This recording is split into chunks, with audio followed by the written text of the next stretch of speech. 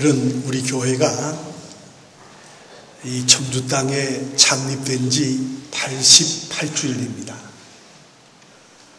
1929년 4월 28일 총회에서 파송받은 제1대 목사님이신 김성만 목사님이 본정목 3에서 본정 3정목에서 박기래 집사님의 가족 외에 38명이 한자리에 모여서 창립 예배를 드려서 오늘 우리 서문교회가 있게 된 것입니다.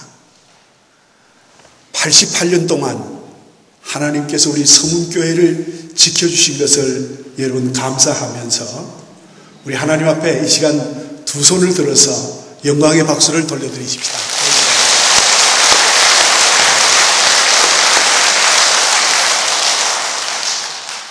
저는 오늘 시편 119편 65절에서 72절의 말씀을 가지고 주의 말씀대로 삽시다. 우리 다 같이 한번 크게 읽으십시다. 시작.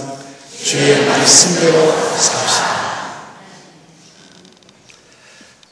그리스도인의 가장 아름다운 삶이 어떤 것이냐라고 묻는다면 여러 가지 대답이 나올 수 있습니다.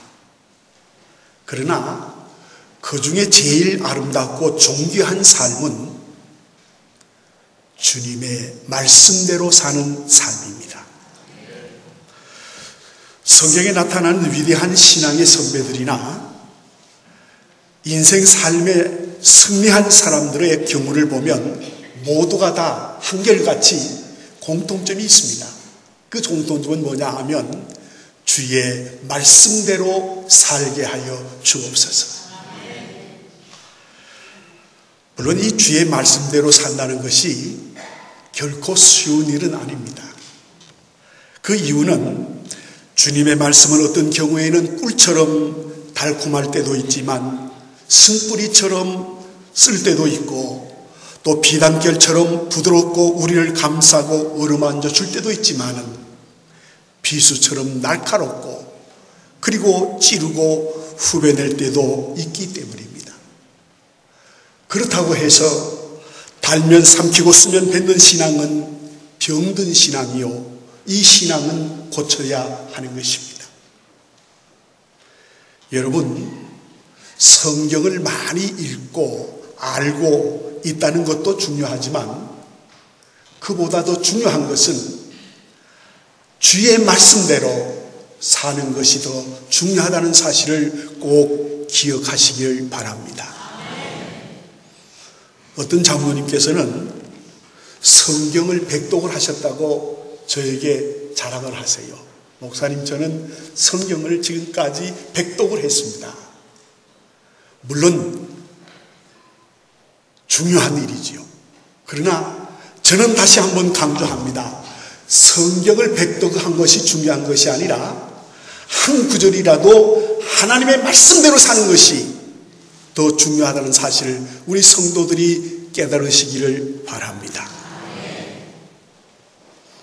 다시 말하면 성경 한 구절만이라도 부여잡고 씨름하면서 몸살하는 그런 경험이 우리에게 필요하다는 말씀이에요. 이 나무를 옮겨 심게 되면 나무는 얼마 동안 뿌리를 내리고 그 토양에 정하기 위해서 몸살을 한다고 합니다. 그리고 난 후에 파릇파릇 새싹이 돋게 된다는 것입니다.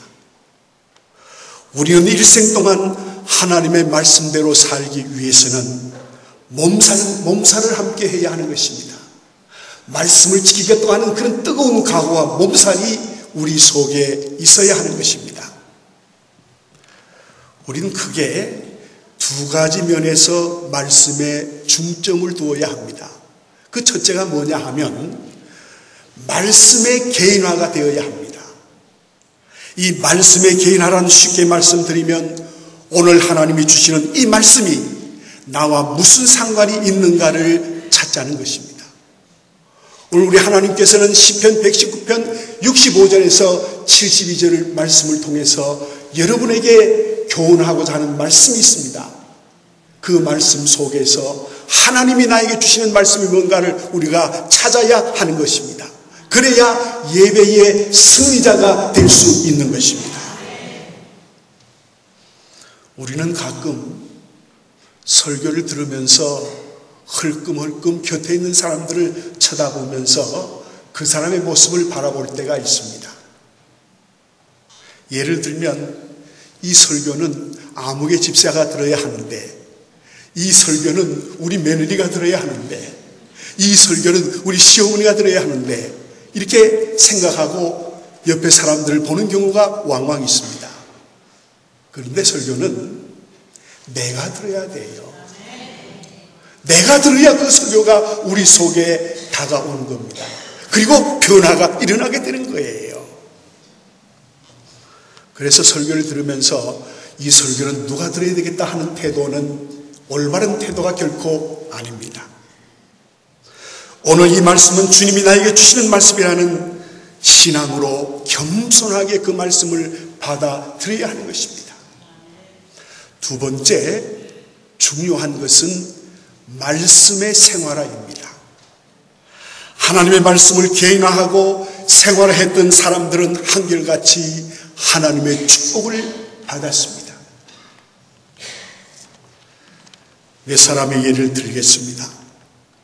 창세기 12장에 보면 아브라함은 하나님의 말씀을 따라서 갈대아 우르를 떠나서 친척 부모를 떠나서 하나님이 지시한 땅으로 갔습니다.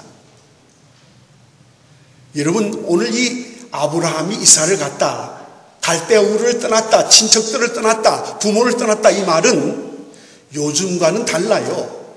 옛날에는 시족사회이기 때문에 그 고향을 떠나고 친척을 떠나고 부모를 떠나면 죽는 거예요.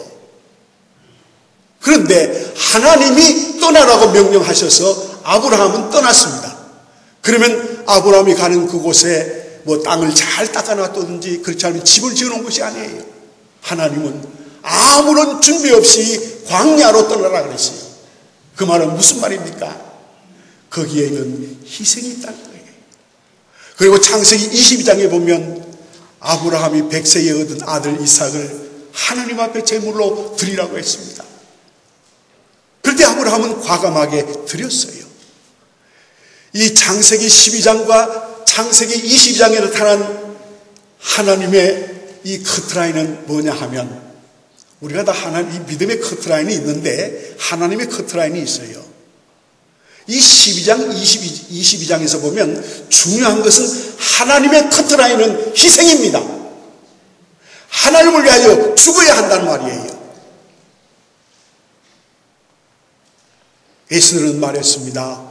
이스라엘 백성들을 위하여 내가 죽으면 죽으리라.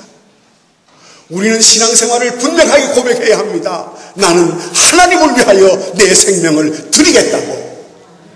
여기에서 놀라운 하나님의 역사가 일어나게 되는 것입니다. 내가 죽지 않으면 하나님의 역사는 일어나지 않는 것입니다. 그렇게 하고 난 후에 이 아브라함이 받은 축복이 뭡니까? 가나안 땅의 주인이 되었습니다. 그리고 그 후손이 번성해서 이 땅에 충만하게 차지했습니다. 그리고 그가 메시아의 조상이 되었습니다. 누가복음 5장을 보면 이 베드로는 주의 말씀대로 깊은 곳에 가서 그물을 내렸을 때에 그물이 찢을 정도로 많은 고기를 잡을 수가 있었습니다. 친한 친구 두 사람이 있었습니다. 한 사람은 생활은 가난하지만은 가정이 대단히 화목했습니다. 다른 한 사람은 생활은 유복하지만은 가정이 화목하지 못했어요.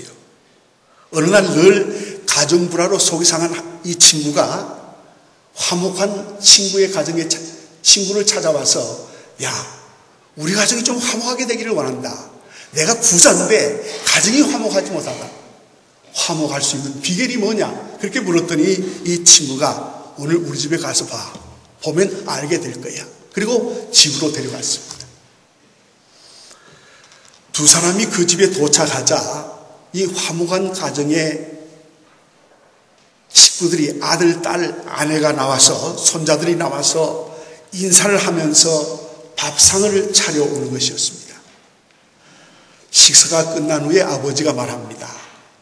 아들 내외를 부르더니 얘야, 오늘 마당에 있는 송아지를 지붕 위에다가 얹어놓아라.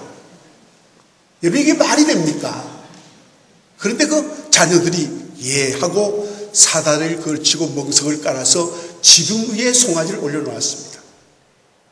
조금 있더니 또 아버지가 말합니다. 얘들아, 그 지붕에 있는 송아지를 마당으로 내려라. 여러분의 상식으로 이해가 됩니까? 그런데 그 자녀들은 아무 말 없이 아버지가 시키는 그대로 했습니다. 불평도 없었습니다. 다시 아버지가 아들에게 말합니다. 얘야, 엊그저께 사온 그 소금 가마가 있지 않느냐? 그 가마를 냇가에 갖다 버려라. 이 아들 레위는 예 하면서 지게에 소금 가마를 지고 냇가로 가서 버렸습니다. 그런 후에 이 친구를 향하여 말합니다. 이것이 우리 집의 화목의 비결이라고. 사랑하는 여러분, 부모님 말씀대로 순종하는 집안은 잘되는 집안입니다. 어른 말씀에 공경하고 따르는 가문은 행복한 가문입니다. 이 효의 가문이에요. 효의 가문에서 인물이 나오는 겁니다. 절대로 부르자의 가정에서는 인물이 나올 수 없어요. 교회도 마찬가지입니다. 여러분, 이 라디오에 다이얼을 돌리면 다이얼이 맞지 않으면 찍 소리가 나고 뭐 괴성이 나지 않습니까? 그러나 다이얼을 딱 맞추면 그때부터 정확한 소리가 나오게 되는 것입니다. 마찬가지로 우리가 하나님의 말씀에 순종할 때 행복한 교회가 되고 아름다운 신앙이 성립된다는 사실을 여러분 꼭 기억하시기를 바랍니다. 저는 교회 창립 88주년을 맞이하여서 우리 성문교회가 하나님의 말씀대로 순종하는 교회가 되는 것이 소원이며 제 기도의 제목입니다. 성도 여러분, 여러분은 하나님의 말씀에 철저하게 순종하는 하나님의 말씀대로 살아가는 우리 모든 성도들이 되시기를 바랍니다. 시편 119편을 보면 이 장은 성경 가운데 가장 긴 절수를 가진 장입니다. 특별히 25절, 28절, 41절, 58절, 63절, 107절, 169절, 170절 등에서 중요한 것을 하나 발견할 수 있습니다. 뭐냐 하면 이 시편의 시인은 이 시편 19편을 통해서 주의 말씀대로라는 고백과 기도가 그 속에 담겨져 있습니다. 그래서 저는 오늘 주의 말씀대로라는 시인의 고백을 좀 더 깊이 살펴보면서 함께 은혜를 나누려고 합니다. 첫 번째로 주의 말씀대로 나를 소생케 하옵소서 하고 시편 기자는 말합니다. 하나님의 말씀은 영혼과 삶, 역사와 세계를 소생시키는 것입니다. 영혼을 거듭나게 하시고 삶을 새롭게 하시고 역사를 소생시키는 것이 바로 성경의 말씀인 것입니다. 본래 그 영국이나 스칸다나비아 그 반도에 있는 그 스웨덴이나 덴마크나 노르웨이나 핀란드 이 나라들은 그 조상들이 누구냐 하면 해적들이었습니다. 바이킹이었어요. 해적은 뭘 하느냐 하면 바다에서 습격과 살생과 약탈을 일삼는 그런 사람들이었습니다마는 그들의 마음속에 하나님의 말씀이 들어갔을 때 저들의 영혼이 되살아나 세계 1등 국가가 되었습니다. GDP가 얼마냐 하면 우리는 3만 달러가 아직 못 돼요. 근데 거기는 최소가 5만 달러예요. 제일 많은 덴마크가 9만 달러예요. 제가 지난 봄에 거기 갔지 않습니까? 지상의 천국이에요. 최고의 나라예요. 제가 언어만 되면 그곳에 가서 살고 싶을 정도로 그렇게 매력이 넘쳐요. 공기가 너무 맑아요. 모든 들판이 파랗게 물들어 있어요. 그렇게 거리가 깨끗해요. 최고로 산다는 것은 뭡니까? 하나님을 잘 믿고 말씀대로 살면 하나님이 최고의 축복을 허락해 주시는 거예요. 유명한 일본의 하천 붕어는 이런 말을 했습니다. 내 아내와 자식을 버릴지라도 어떤 경우에도 나는 하나님의 말씀인 성경은 버릴 수 없습니다. 만일 내로 같은 폭군이 나더러 성경을 버리라고 강요한다면 나는 죽음을 택하겠습니다. 왜냐하면 성경은 나의 전부입니다. 그렇게 고백했습니다. 몇 년 전인가요? 이 송리산 입구에 우뚝 서 있는 정의품 소나무가 시들어 주고 간다며 능겔 주사를 꽂고 다시 소생한 일이 있습니다. 사랑하는 성도 여러분, 하나님의 말씀은 우리에게 영혼을 살려주시는 말씀이라는 사실을 믿으시기 바랍니다. 절망한 영혼, 맥 빠진 영혼, 그리고 꼼짝다삭 못하는 영혼 속에 하나님의 말씀이 들어가면 활력이 생기고 새로운 생명이 생겨나는 거예요. 그래서 저와 여러분들이 오늘 이렇게 하나님 앞에 나와서 예배 드리는 것입니다. 두 번째로 시편 19편의 시인은 이렇게 말합니다. 주의 말씀대로 나를 세워주옵소서. 여기서 말하는 세운다는 말은 어떤 의미냐 하면 뿌리를 깊게 한다, 든든하게 한다, 흔들리지 않게 한다, 일하게 한다는 다양한 뜻이 있습니다. 성도 여러분, 흔들리지 않는 신앙인이 되려면 주님의 말씀대로 살아야 하는 것입니다. 여러분, 신앙생활 속에서 가장 중요한 것은 주님의 말씀대로 사는 것이에요. 그거 하지 않으면 다 신앙은 실패하고 마는 것입니다. 저주의 삶을 살고 마는 거예요. 그러므로 우리는 철저하게 주님의 말씀대로 살아가는 우리 성문의 모든 성도들이 되시기를 바랍니다.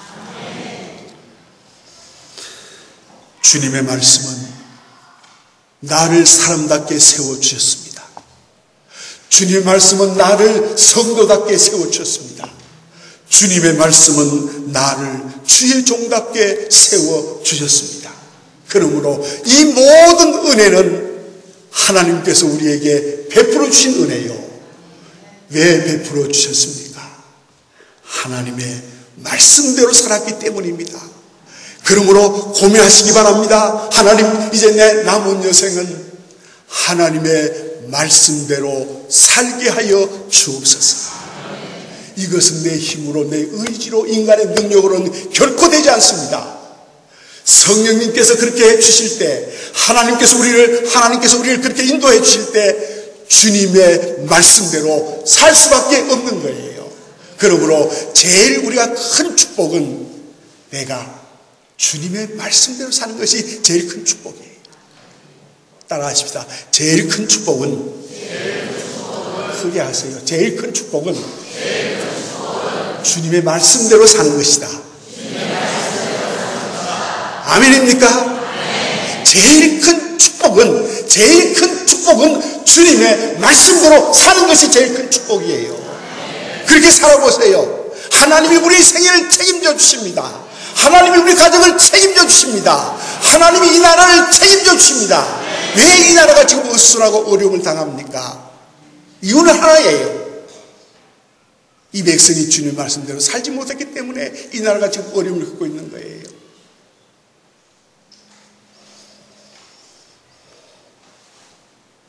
성도 여러분, 우리에게는 많은 고난이 다가옵니다. 환난이 다가옵니다. 감당할 수 없는 어려운 일들이 다가옵니다. 때로는 진퇴양난, 사면초가 어떻게 할 바를 모를 때가 왕왕 있습니다.